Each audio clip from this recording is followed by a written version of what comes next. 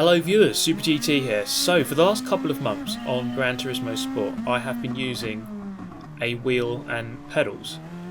But now, or at least for this video, I'm going to be going back to the controller and chase cam. Glorious chase cam is back for this video. I'm not going back permanently. Well, not unless I absolutely smash these races and just win by so much that I've somehow found a load of talent on the controller. But judging by that spin there, I basically don't have any talent because going straight on, trying to adjust or readjust back to the chase cam and the controller. It's just it's almost a completely different game when you play it like this compared to hood view, bumper cam, cockpit view on a wheel. It's just really different. So I'm going to spend these 8 or so minutes just trying to adjust, and you can see plenty of mistakes being made, although through there quite clean. And it's just these little moments here we get a little bit of oversteer and it just gets really hard. It's the thing I remember the most from trying to learn the game, just violent fishtailing so many times. When the car gets out of control, it's just really hard to get it back, and you just go off basically. So I did 4 laps, and quite worryingly, none of them were anywhere near my 47.2 that I did on a wheel. But 47.2 is the qualifying time. We did it on the wheel, so I'm probably going to be out of my depth here, up in 5th position, given that my best lap was like a 1 minute 50 just then. So I better bloody get good very quickly, otherwise I'm going to get found out quite horrifically here. 10 laps of Suzuka in a Group 2 car. Let's see how it goes then. Driving, of course, the Nissan GTR, which tends to be the best car in Group 2, with the Mountain Dew livery, which I reckon must be worth at least half a second a lap, if not more. Guy behind spins out. I just kind of caught that on the radar. So as long as they all do that, if all the people behind me spin, then I'll be quite happy, but it's not quite going to happen here. Get passed by one, and then I've got another guy up the inside. I'm just kind of back out there and just let him go. I'm not going to fight. We're just going to stay in the slipstream and just minimise mistakes. Mistakes is what it's all about. Or minimising them, not making them, minimising them. Trying to make none of them, ideally. And of course, something else to think about is the tyre wear, because of course you may have seen the comparison video I did between the wheel and the controller, and it's about 11 million times worse on the controller. About 11 million, yeah, maybe more. So into turn 1, lap number 2, I'm just going to have to censor this because this is a common occurrence and it's just happening way too much. These Brits going over to Japan to get sucked off, it's just not good, is it? It just really isn't good. So Peggy 18, I do apologise for the younger viewers. Right, back into 6th place. This is where I magnetically am drawn to, but we are hunting down the Spaniard. Now, just looking at the people in the race, I reckon if I was on the wheel, I could possibly be pushing for 3rd or 4th here, but with the controller, I'm already a couple of seconds away, a couple of positions back. But I think so far doing okay. It is just so different, as I said earlier. It's just really, it's almost just a different game completely. The feel is just so different on the chase cam, and it is quite strange actually going back after so long, after about 3 months or so of not doing this. Now you can see lap number 5 now.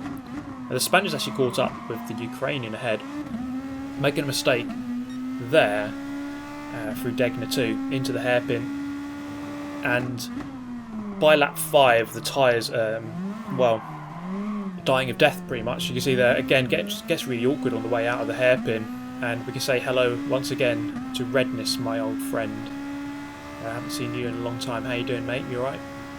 As we come round to Spoon, lap number 5, falling away from that battle for 5th. The Spaniard is doing me over here, and instead of being caught by his fellow Iberian Portuguese guy, although actually just looking at the timings there, I think the British guy behind me is just overtaken him. They've lost a load of time. So a little bit wide through 130R, a little bit deep into the chicane. So awkward, and I was getting it all wrong. into the pit lane, and this is just an awful entry, all over the grass, on the wall. Yeah, not great. So we can take a look at the Mountain Dew livery in its full beauty here as we exchange our tyres for new ones. So it should be these first couple of laps on the stint where the tyres are a lot better.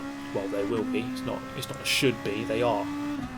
But I really need to capitalise on these laps as it just gets worse and worse. The tyres just get horrible, more and more horrible as the race goes on, of course.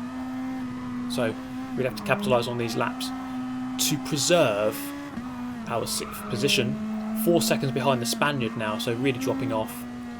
And about 2.5 seconds ahead of the Gaming Man in 7th there. So it's going okay, actually. I think it could be going worse.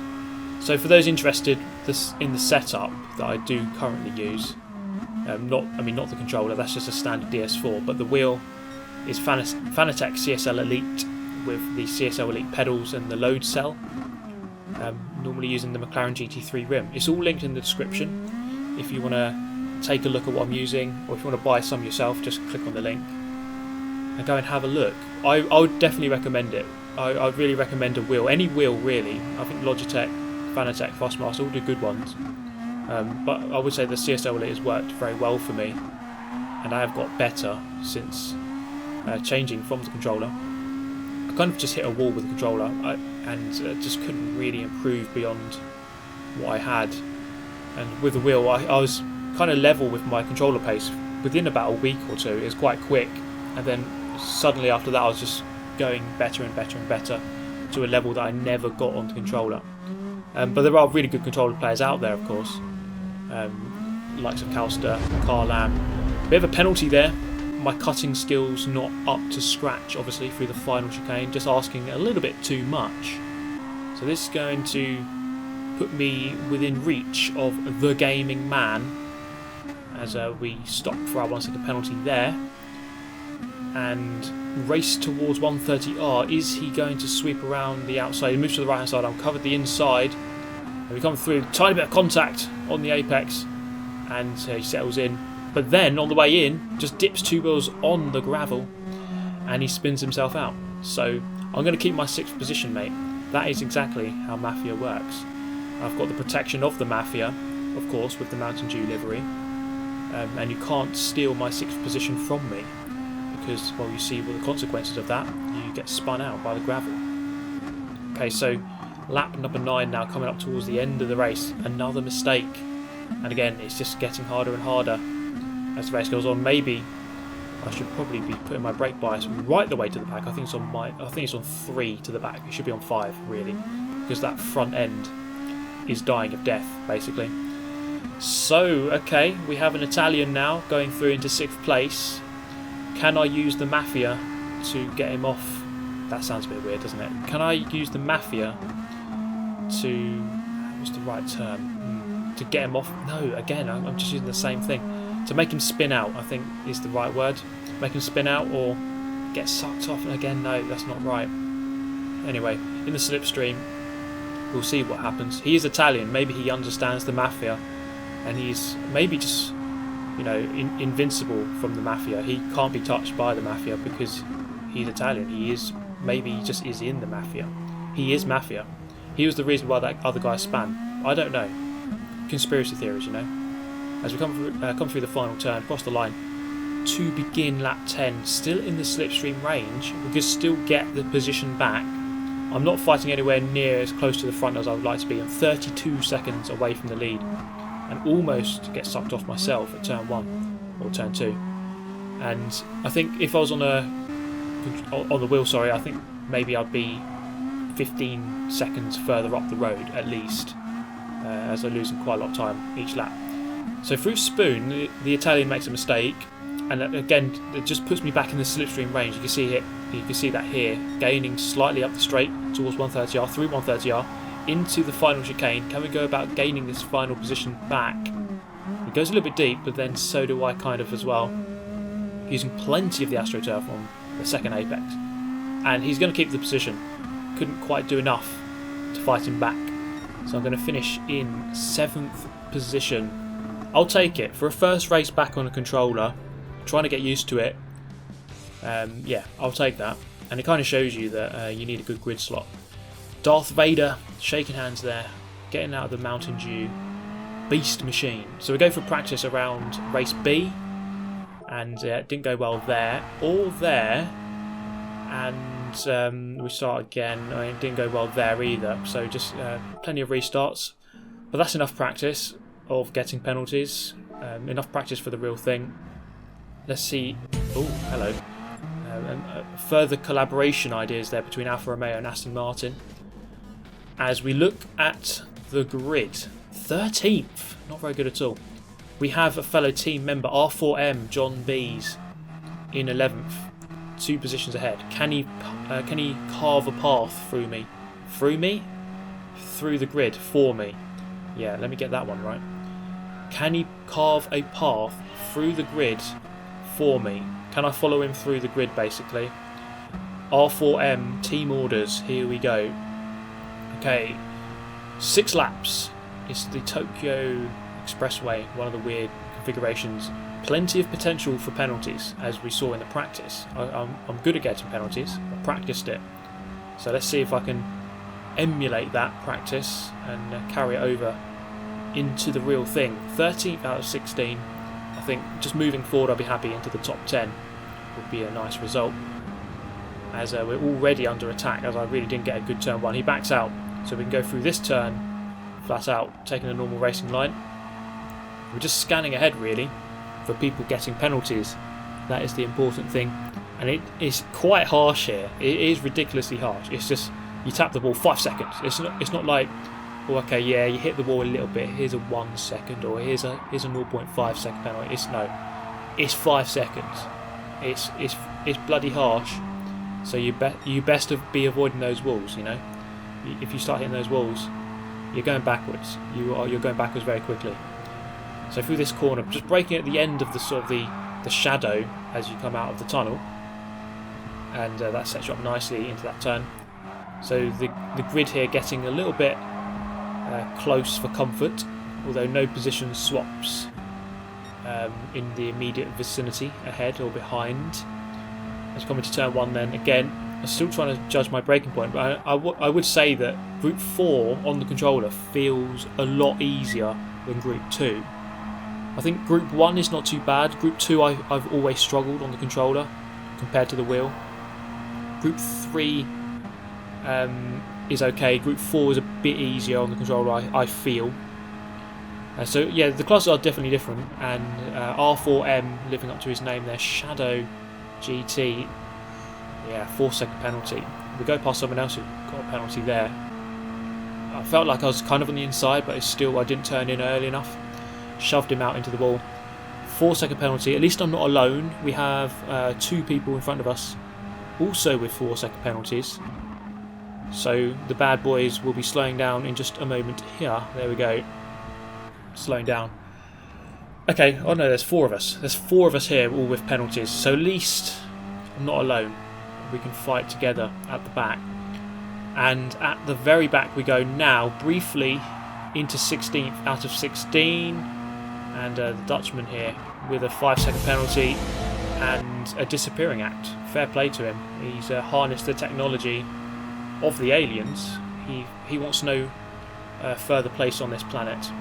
And he disappears into, well, probably the Shadow Realm, because that penalty was quite a harsh one, I think. So he's well and truly been sent to the realm.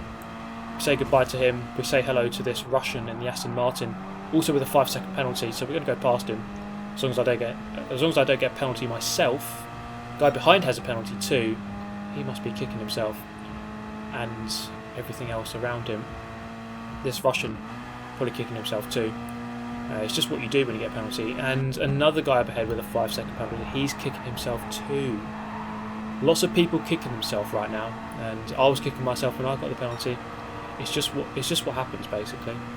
Coming through the tunnel, up the hill towards this really fast sweeping right-hander. It's a difficult track to get right, this one, I think, to really maximise everything out of it. We're bumping each other through that turn. Aston Martin slows down, Belgian slows down, back into 12th. So even though it was sub-optimal to lose that time and go down a couple of positions. You can always potentially gain some back here because people are always going to be getting penalties. It's just after death and taxes, it's the third certainty in life. The Frenchman going defensive, we stay in 12th through the last sequence. I'm going to be a bit R4M-y here and go for the delicious move into the final turn. It doesn't pay off for me. In fact, well, it actually does pay off because we get him a 5-second penalty. And, well, the Mafia once again coming to the rescue. Thank you so much, Mafia. I'll give you your next briefcase full of cash very soon. Thank you. So there he is serving his unjust penalty. But when the Mafia are against you, they're against you. And come through the turn. I'm lucky to not get a 5-second penalty there. To be honest, I think that penalty that guy got, I think we made contact and then I hit the wall, as the game basically said he must have pushed me. Obviously he didn't. And then, well, crossing the line, I get myself a 5-second penalty because I'm an idiot. The Mafia worked against me this time. You see that? Literally a pixel before the line, I hand myself a 5-second penalty by doing a silly spin over the line. But there we go. I hope you enjoyed the video. Let me know your thoughts. I'll see you next time. Hope you enjoyed it. Goodbye.